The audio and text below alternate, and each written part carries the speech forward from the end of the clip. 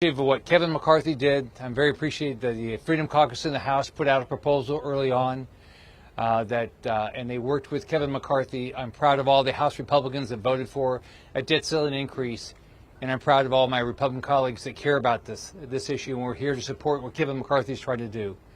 I'm disappointed in the White House. They're missing in action. This should be the biggest issue they're dealing with every day. They should be having daily meetings with Kevin McCarthy to figure out how we get this done. Chuck Schumer should be talking to all of us in the Senate, because it takes three groups to get this done. Biden has to sign something, the House has to pass something, and the Senate has to pass something. I'm very proud of what they did in the House, because they focused on, one, we're going to get people back to work. Two, we're going to responsibly raise the debt ceiling. Three, we're going to start the structural changes to get our fiscal house in order. We're going to start down the path of figuring out how we get fiscal responsibility. So I know everybody here is going to work hard to work with the House to get something responsibly done. Now I'll turn it over to Senator Barrasso. Well, Joe Biden is playing Russian roulette with the American economy. It's dangerous. It's reckless. He's fear-mongering and threatening to default on the debt. And he thinks you can just continue to spend money and borrow money that we don't have. The American people deserve better than what we're getting from the Democrats and from this administration. This reckless spending, this spending binge that the Democrats have been on for the last 2 years has brought us 40-year high inflation. People are suffering. Our national debt is now $31 trillion. That's why 2/3 of Americans believe that if we raise the debt ceiling, it has to be tied to reforms in spending. That's what happens with American families. If you max out your credit card, you have to have reforms in spending. And that's exactly what the Republicans in the House of Representatives have done. They've come out with a reasonable, responsible proposal, things that people agree with, clawing back unused COVID money, making sure that for welfare, people who are able-bodied adults without children will work for that. It's time for Joe Biden to take his head out of the sand and sit down and negotiate with Kevin McCarthy. Perhaps the president doesn't think there's anything that's out of line, but there's waste and fraud and abuse. We have to get the spending under control. And it's interesting because in the 8 times that we've raised the debt ceiling and have tied it to spending reforms, Joe Biden, either as a senator or as vice president, has supported 6 of those 8. So it is time for Joe Biden to end his debt ceiling madness. Now, Senator, go ahead. Go ahead. Now we're going to hear from the Senator. We're all going to make sure you get up there. Yeah, thanks, Rick. Well, good afternoon. We are all here today to express our support for the good work done by the House of Representatives and to indicate that there isn't going to be a debt limit increase absent the President sitting down and negotiating spending reforms with Speaker McCarthy and his team. I pointed out since this has all started that in 7 of the last 10 debt limit debates, there have been policy, budgetary, spending reforms attached to that debt limit increase. So this is not without precedent at all. And in fact, perhaps Rick or John have already said this, but back in 2011, here's what then Vice President Biden had to say about lawmakers who didn't want to negotiate on a debt limit increase. He said, and I quote, "How can you explain the fact that grown men and women are unwilling to budge up until now, and still some of them are still unwilling to budge by taking an absolute position, my way or no way? That's not governing. That's no way to govern. You can't govern that way," end quote. That's from then Vice President Biden. Well, in 2017, Senator Schumer publicly stated that he was leveraging the debt limit for policy changes. Ladies and gentlemen, we have to do something about the debt. It is $31 trillion and counting. If you look at just the interest alone, in 2010, it was a little under $200 billion that we paid out in interest on the debt. In 2022, it was $475 billion. That's a 142% increase just to finance the debt that we have today. 65% of the American people, including 58% of Democrats, are saying that any increase in the debt limit ought to be accompanied by spending changes, spending reforms, and policies that would help drive down the debt. We are on the right side of this debate. The President of the United States, for 90 days now, has been missing in action. He has been AWOL. It's time for him to come back to the table and sit down and negotiate with House Republicans and come up with something that would spare America from dealing with the risk of default, but also do something that would address what is an unsustainable issue for this country, and that is a spiraling, out of control national debt. It's time to do it. The President needs to step up to the table and work with Republicans to get the job done. The American people have been suffering under the oppressive yoke of inflation over the last 2.5 years. In Utah, this has meant that the average family shells out an additional $1,000 a month every single month for their basic living necessities. This is all the predictable, foreseeable, and in fact foreseen result of excessive federal spending. Trying to get a handle on that is difficult. Within the next few minutes, the Federal Reserve Bank is going to announce another interest rate increase. This is going to cause a lot of additional difficulties, but it's in an effort to try to rein in inflation. The underlying cause of that inflation is, make no mistake, excessive federal spending. That's why it would be so unwise, so careless, so thoughtless, so reckless to increase the debt ceiling yet again without a meaningful set of constraints in place to make sure that we don't do this anymore, to slow the growth of federal spending and to bring it under control. Look, the House of Representatives passed a debt ceiling increase that would meaningfully reduce federal spending, pulling it down by about $5 trillion over the next 10 years. We need that, and my hat goes off to the House Republicans who got behind that. You had House Republicans who have never voted to increase the debt ceiling before, who did here, because it was a compromise document meant to bring about needed reform. That now moves over to the Senate. Significantly, it cannot pass the Senate unless at least 41 Republicans are willing to support it. In other words, no spending bill, no debt ceiling increase can be brought about unless you've got at least 41 Republicans who are willing to vote for cloture on it. As a result of that, I hope and expect to see at least 41 Republican senators signaling that we will not support cloture on any so-called clean debt ceiling increase. In other words, any debt ceiling increase needs to have significant, substantive, substantial spending reforms in it, or we should have no business supporting it. I'm circulating a letter. We've got 16 Republicans so far who have signed it. We hope to gather more. One way or another, we're going to get through this, but we cannot get through it as a country unless we stop spending in a way that gives drunken sailors a bad name when we compare ourselves to them. Steve Daines is next. Thanks. I hope you're enjoying some Montana weather today, except we call this July in Montana. I'm struck by the fact that as we talk about the debt ceiling, the Democrats don't want to talk at all about debt. It's one of the two words that's being talked about every moment right now across the country, the debt ceiling. There is one party in Washington, D.C. that's standing between the American people and default on the debt, and that is President Biden and the Senate Democrats. There's one thing standing between responsible spending reforms and the American people, and that's President Biden and the Senate Democrats. There is one thing standing between increasing energy production with responsible permitting reforms and the American people, and that is President Biden and the Senate Democrats. We are united as Republicans in governing responsibly. It is time for President Biden, after 90 days of silence on this ticking time bomb, to finally engage. He needs to come to the table with serious reforms, get on board, and negotiate a deal here to avoid this crisis. Not doing so is the height of irresponsibility. Well, thank you, Senator Rick Scott, for your leadership on this issue. Look, no one standing here today, no one standing behind me wants this country to default on its debt.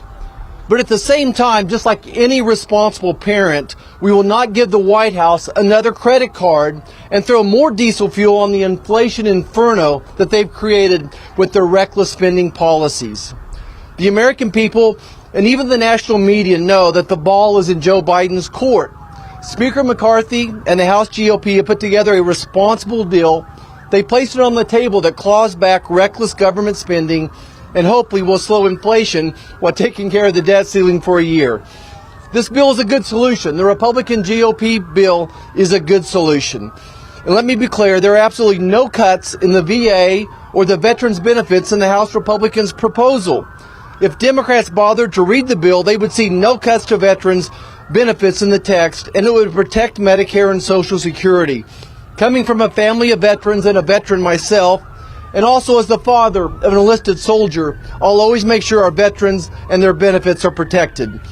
Democrats' fear-mongering and scare tactics using our veterans as political pawns is beneath this office we've been elected to serve. Across the country, hardworking Americans are struggling to buy groceries that are up in rural America by 20% since Joe Biden took office. Gas and groceries are up 30%. High interest rates have made the American dream of owning a home unaffordable. This economic crisis has been created by the Biden administration and is a direct consequence of their radical agenda. Our country has not kept up, racking up, piling up debt on the backs of hardworking Americans. We must face this head on. Joe Biden can stay in his basement and continue to pass the buck, strapping our children and grandchildren with crippling debt. Or we can take responsibility to solve it now. Kansans did not send me to Washington to run from issues. They sent me to solve them. I'm proud to stand with the folks behind me today. We look forward to solving this problem. Next up is the senior senator from Texas, John Cornyn. We're here today because we stand with Speaker McCarthy and the House of Representatives in taking a responsible step to deal with this potential debt crisis. You know, Washington, D.C. is a strange place for a lot of reasons, but one is when Republicans agree and Democrats agree, we still can't get an agreement. And the agreement we have is that the debt ceiling needs to be dealt with.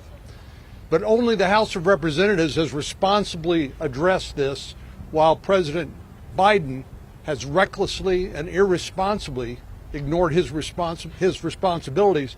He needs to get off the couch, call up Kevin McCarthy, and work this out. We all realize, and members of the Senate realize, that this has got to be a negotiation between the Speaker and the President of the United States, and we will support whatever the Speaker negotiates. But it's absolutely reckless, particularly when our economy is teetering, to take this unnecessary risk and cause this unnecessary lack of confidence in our economy and in the future of hardworking Americans. Ron Johnson.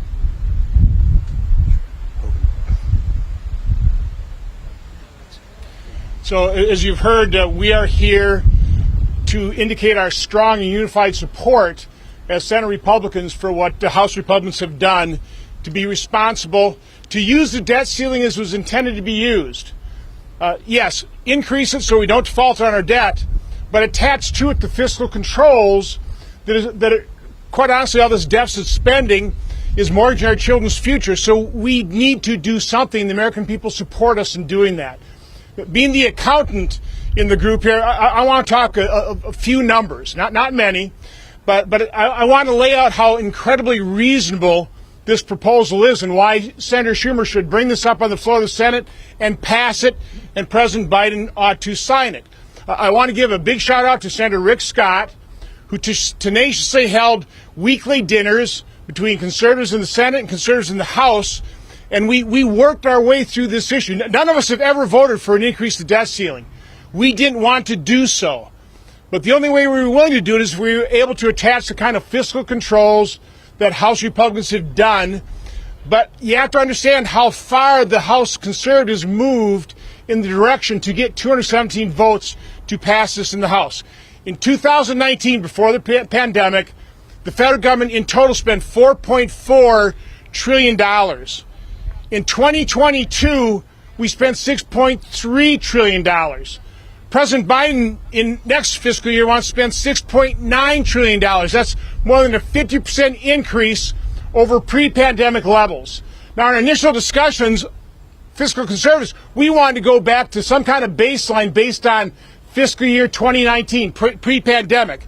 That's not what the House passed. They went back to fiscal year 2022, $6.3 trillion. Do you understand the magnitude of that concession? So again, this is the bare minimum that I think the American people expect in terms of fiscal control attached to an increase in the debt ceiling, and we are urging Senator Schumer to bring this up, pass in the Senate, and President Biden to sign this into law. Thank you. Next is Senator Cruz.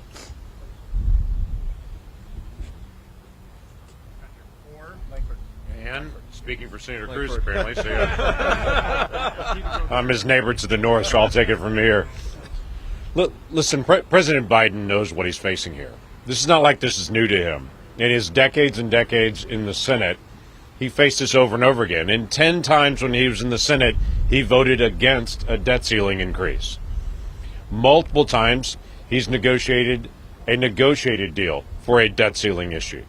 When he was Vice President of the United States, he was the lead negotiator to negotiate the debt ceiling increase during the 2011 debt ceiling debate. This is not new. This is not anything crazy or abnormal.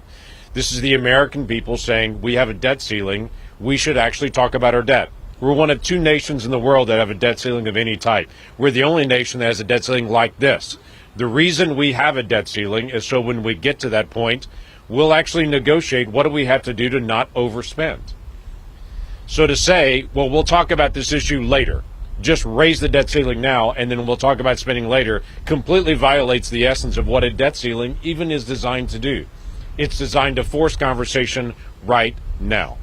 So let's have it. But for 3 months, the president has said not going to negotiate, even though he's negotiated multiple times before. I'm not going to do it actually this time. And even this week, when Jenny Yellen stepped up and said, okay, now it's going to be the 1st of June, the president's response was, okay, well, we'll talk about it next week. The president should have stepped up immediately and said, right now, let's get everyone together. It's close. Republicans have acted. The House has already voted and said, we put it out there. This is the time for the president to actually come to the table. We're standing here today to say we need to deal with the fiscal realities. And anyone out there that could say, I'm sorry, there is no waste in government of either party, please step forward. I'd love to meet you. Because anyone who would say there's no way we can cut anything in government and can't even discuss it, no negotiations because everything's perfect in the federal government, really? Let's just sit down page by page and talk about the issues. Let's get serious about this. We have $31 trillion in climbing in total debt. Let's at least talk about this and start to do something to be able to turn our fiscal realities around. Dan Sullivan.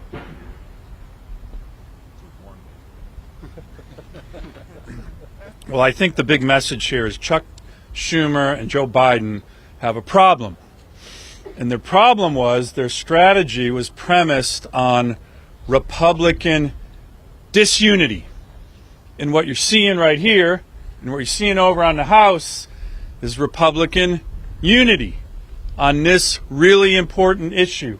And it's not just Republican unity, it's Republicans' position being on the side of the vast majority of Americans. But here's the other Joe Biden problem. Here's a quote. I know John Thune already read it, but it bears repeating.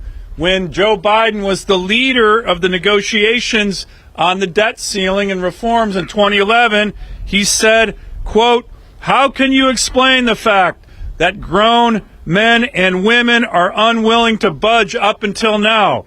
And still some of them are still unwilling to budge by taking an absolute position, my way or no way. That's not governing. That's no way to govern. You can't govern that way, unquote. That's President Biden. I don't normally say this, but I fully agree with what he said in 2011. So Joe Biden, you got a problem. We all know it. You know it. You need to not do my way or the highway. You need to get off the couch and come negotiate. So you've heard a lot here today, and it's just simple. The thing that struck me most when we went through COVID was somebody like a Rahm Emanuel that says, never let a crisis go to waste. I got here a little over 4 years ago, and we've been accumulating debt. It took us over 200 years to get the $5 trillion. That was in 2000. So it's been a long journey. But when you, on purpose, as your business plan, want to double down on it, Ron Johnson mentioned it by the numbers, we were $4.5 trillion in terms of what we were spending. Borrowing $1 trillion. You double down on it, You want to replace the real economy with the sugar high of more government that you borrow from your kids and grandkids? Is that a business plan we want for our country? Joe Biden, Chuck Schumer, and the Democrats have had this as a business plan for our country. Worst inflation we've had in 40 years. And when you look at what's going to happen over the next 5 to 10 years when the Medicare Trust Fund goes broke, Social Security does as well, this is just the start of it. They did it. They need to be responsible for it. And this only puts a 25% dent in the additional $20 trillion they're going to put us in debt. Get to the table. The House did the responsible thing. You've had a bad business plan. Don't burden future generations with more nonsense. Ted Budd. Thank you, Senator. Look, we're about to hit the debt limit and hit the limit on our national credit card, but it's not the first time that we've ever done that. President Biden has negotiated before, but I think it's time that we treat our country's finances like a family would or like a small business would. They would balance their budget. They would not run these deficits because it's not sustainable. So I want to commend Speaker McCarthy and the House Republicans for their unity and for passing a reasonable plan that reins in spending, it reduces waste, and it lowers costs for all Americans. But before we raise the limit on the national credit card, we must enact spending reforms to make sure that we don't end up in this exact same place again. So we're not going to blindly raise the debt ceiling without fixing the problem. It's just time to end the Washington spending addiction. Senator Vance. Thank you, Senator. So, look, House Republicans have done something very simple, but I think very profound. They've advanced a program that pays the country's debts while putting the country on a more sustainable path financially. And what Joe Biden has done is refused to negotiate from the very beginning. He's basically playing Russian roulette with the country's finances and telling Republicans they need to do exactly what he wants them to do, or he's going to drive the American economy off a cliff. What Kevin McCarthy and House Republicans just did is save the President of the United States from his own failure of leadership. This could have been a very productive process if Joe Biden from the get-go had shown some leadership, which is what you should expect from the President of the United States. Instead, he put it all on House Republicans to come to a negotiated deal, and that's exactly what they did. The last thing I want to say, I echo everybody's comments from earlier. Last thing I want to say is I've heard a lot of criticisms from Democrats about things they don't like in this package. I guarantee you all 217 Republicans who voted for it didn't like at least one thing in the package, but they came together because paying the country's debts and doing our job as leadership is more important than any single person. Joe Biden should take a cue from congressional Republicans, show some leadership, come to the table. The country needs him to do exactly that. Senator Ricketts.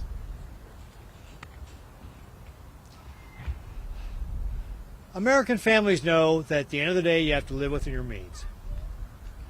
Since 2019, our spending is up 54%, while our population is up 1.8%. That's not sustainable. We're here today to say we support Speaker McCarthy, the House Republicans, and the bill they passed to get needed spending reforms and raise the debt limit. Nobody wants us to default on our debt, and we know we have to control our spending. The House Republicans have done their job. The Senate Republicans are supporting them. Now it's time for President Biden to come to the table and start negotiating where we go from here. We have divided government. This is about compromise. This is the democratic process. The president needs to step up. I know he didn't fail Civics 101. He knows how this process is supposed to work. So the president should come to the table and help us negotiate this so we continue to do the responsible thing for the American people. And next, I'd like to turn over to John Hogan. Thanks, Governor. Some of you look a little cold. I come from North Dakota. I don't think it's actually too bad, but just so you know, because I know you're wondering, right now in North Dakota it's 71, sunny, with a high of 76. So, look, you're hearing the same message over and over here, but that's really important, isn't it? The Biden administration said the House couldn't pass a bill. They passed a bill. And not only that, but they passed the bill. Yeah, it raises the debt ceiling, but it puts in place the kind of reforms we need to reduce the debt and the deficit. Now, I think if you go out across America and you ask people, well, do we need to pay our bills and raise the debt ceiling? They'll say, yeah. But they'll also say, we've got to get this debt and deficit under control. And the bill that the House passed does exactly that. So the message is very clear. We stand in solidarity with the House. And the President needs to sit down with House leadership, with Speaker McCarthy, and get this thing done. So the question you all need to ask the Biden administration is, what are you waiting for? Get it done. Senator Schmidt. Thank you. As the last one to speak, it's worth repeating. Oh, I'm sorry. Well, I was going to say two more. It's not over yet. Maybe everything's been said, but it's not been said by everybody. So here I stand before you. But I do think it's important to note that this is a united conference in the idea that we have to have meaningful spending reforms. And the House has sent something over. You hear Chuck Schumer with his fiery rhetoric on the Senate floor. The truth is he has no plan. And Joe Biden needs to, put his aviators on and get off the couch and get to the table. And that's what we're here to amplify. And I will point out one other piece of this package I think is really important. It doesn't get as much talk. The REINS Act was included in this. So we talk about spending reforms, but we also need reforms in the administrative state that foist these burdens on the American people to the tune of hundreds of millions of dollars every year with burdensome regulations. If it's such a good idea, if these unelected bureaucrats think it's such a good idea, Congress should have to vote on this stuff. And I think that's a meaningful reform that's included too that I certainly support. Thank you.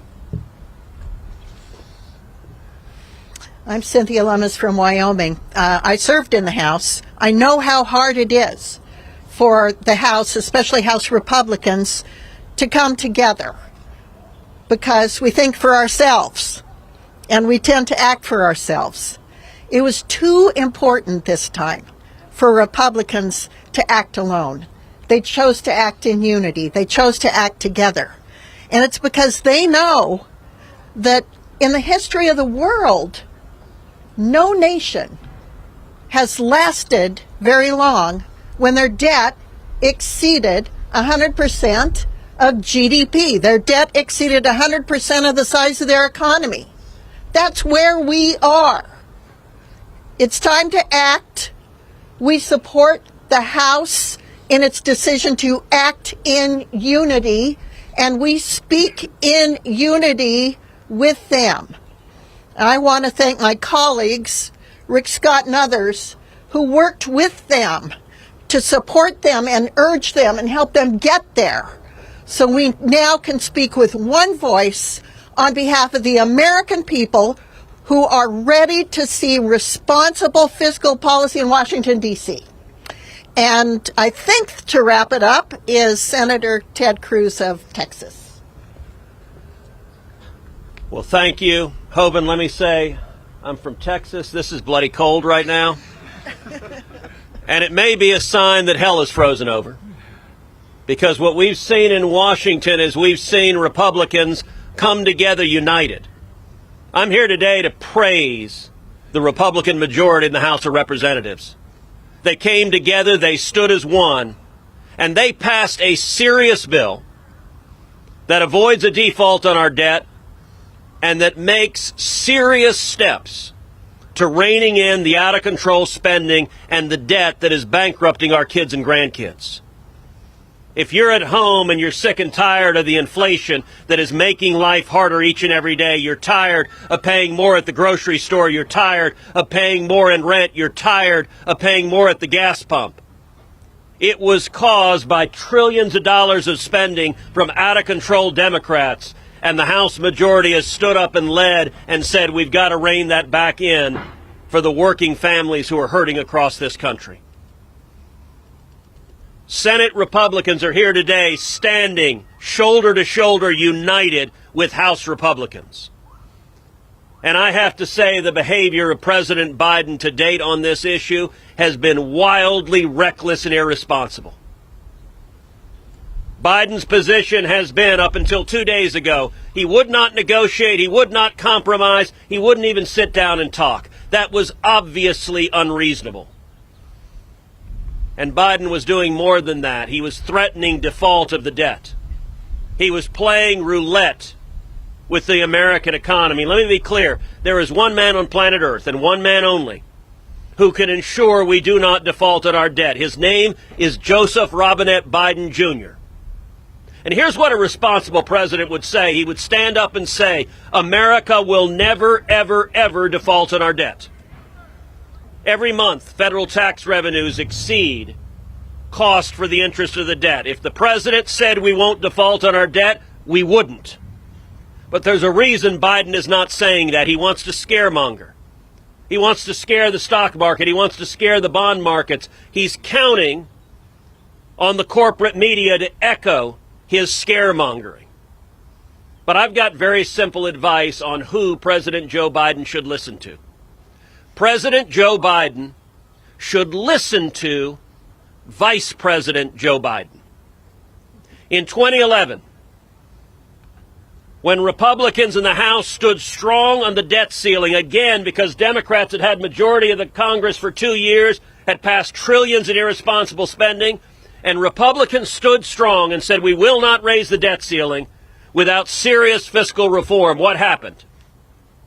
Then Vice President Joe Biden came and negotiated a deal called the Budget Control Act, that was designed to cut $2.3 trillion in spending. It was the most significant federal spending reform in modern times. That happened because Barack Obama blinked, and Biden, Vice President Biden, sat down with House Republicans and reached a meaningful compromise. President Joe Biden needs to do the same thing, and I'll say, sadly, the reason he hasn't so far, I believe, is because his mental faculties are too diminished right now to do what he did in 2011, to sit down and actually work together on a solution to the problems. And what we're left with is a bunch of young staffers in the White House, radical children, who are perfectly willing to risk a default on the debt because they have no appreciation of the chaos and misery and damage a default would do. We should not default on our debt. But the present path we're on is unsustainable, and Joe Biden needs to come to the table. And I will say it is a major victory for America that the day before yesterday, Biden finally blinked and said, okay, I'll sit down and talk. That's the first step. Now, the second step is let's solve the problem. With that, let's open it up to questions.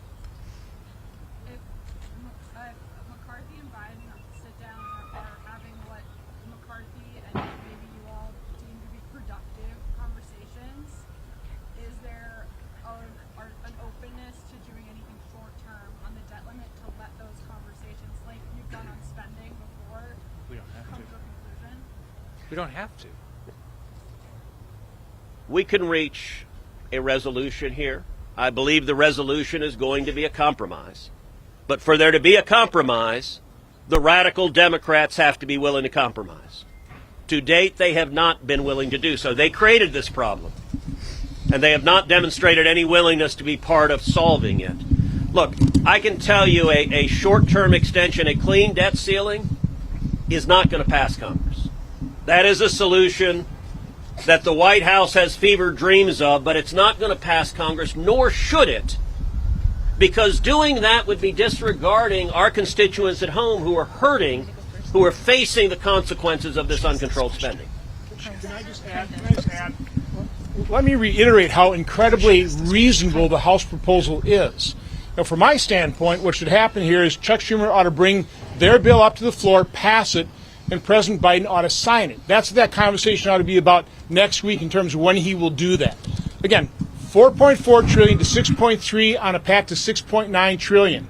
Paring it back to 6.3 is eminently reasonable, and that is really what we want to support right now is the House bill. Let's get that passed. We can do this immediately. We don't have to wait. We don't have to wait for an extended negotiation.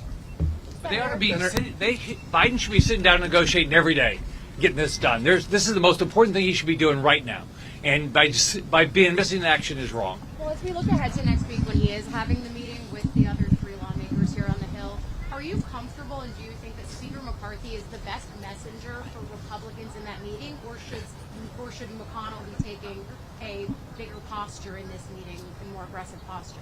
Well, the House passed the bill. He should negotiate the bill. The bill's got to get through the House. But I think all of us are here because we want to do everything we can to make sure Senate Republicans, we're all united, and we'll also help the House. I don't know if anybody else. Look at what he did. I mean, he got 217 House Republicans to agree to something. I don't know how many had never voted for a debt ceiling increase before. I mean, a bunch. So it's remarkable what Kevin did. Yes. Senator, thank you. Jackson Richmond with the Epoch Times. Going to ask a couple questions and then popcorn it over to my colleague Melina from NTD, if that's okay. Sure. Thank you. What level of spending cuts are you willing to accept in order to raise the debt limit?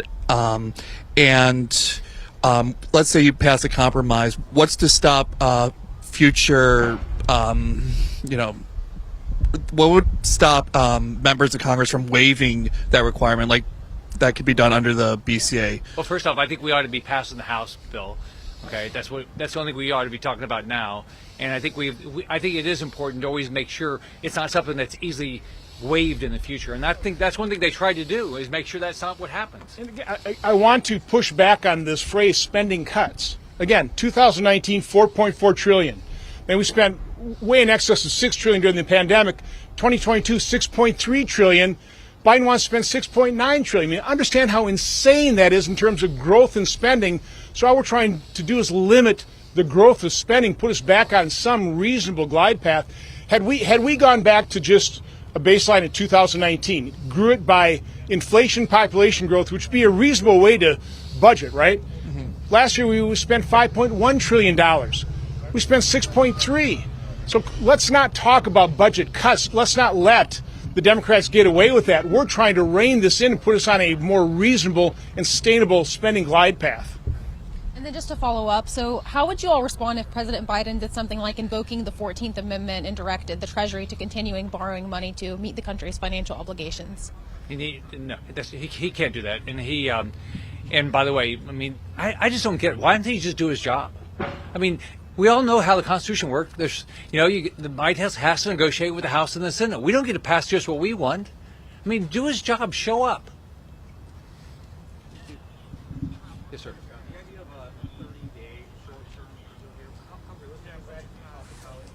Why would you do that? If you can't do it now, I mean, why? First off, this didn't come up today. They've known this for months. I mean, they held off and didn't tell us before the omnibus passed, but even since that was January. What has Biden done since then? He sat on his butt and done nothing. I mean, if he wants to get something done, he could get it done on Monday. We're all here supportive of doing something. Yeah, I just want to... The 30-day clean debt ceiling increase is a terrible idea. And the reason it's a terrible idea is because, as these guys talked about, Joe Biden did absolutely nothing for 3 months. So 3 days, a week after House Republicans pass a good package, and before Joe Biden has even sat down to talk with him, they're already preemptively trying to get a clean debt ceiling increase. That's not negotiation in good faith. That's kicking the can further down the road and hoping that the political winds change a little bit. What they need to do is take the time that we have right now, which is about 30 days before the X date, and pay off the country's debts. House Republicans have advanced a package that does exactly that. It's time for Joe Biden to do his job. So I do have to respectfully disagree with one thing that my friends here said. They said Joe Biden has done nothing the last few months. That's not actually true. He went to Ireland. He hosted an Easter egg roll at the White House. He's had reporters ask him his favorite flavor of ice cream. So he's been busy not solving the problems facing this country. And he's also engaged in a lot of demagoguery. One of my favorite examples of demagoguery is in response to what the House of Representatives did, showing up and doing their work. One element of this bill is a requirement that if you're on welfare, you have to be working or seeking work. That you can't just sit at home at the couch and not seek work. An overwhelming majority of Americans support a work requirement for welfare. What did Joe Biden do? He demagogued it and said that is, quote, wacko, to think that you should have to work to get welfare. By the way, once again, you know someone President Joe Biden ought to listen to? That would be Senator Joe Biden, who has previously voted for work requirements for welfare, but now he's handed the Democrat Party over to the crazy socialist wing of the party that doesn't want anyone to work.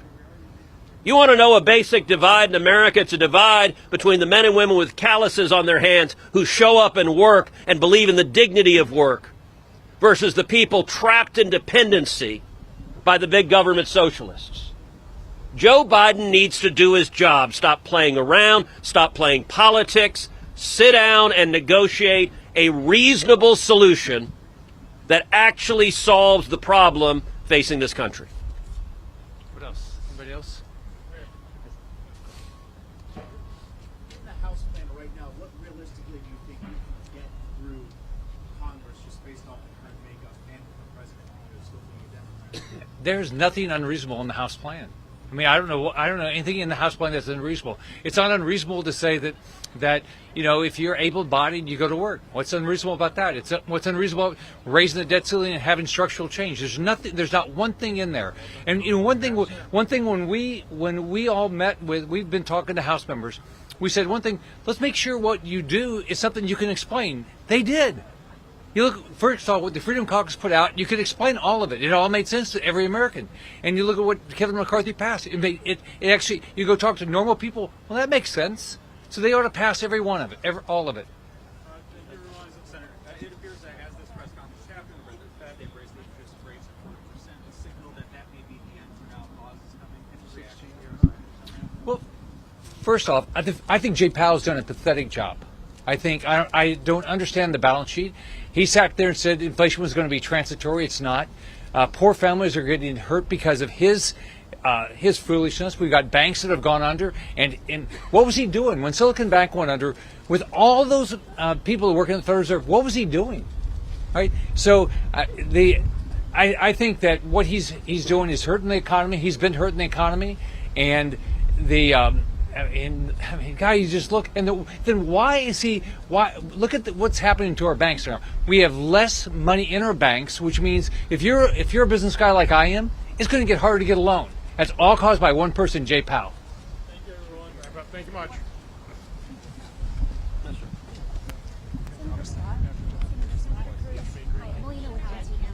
During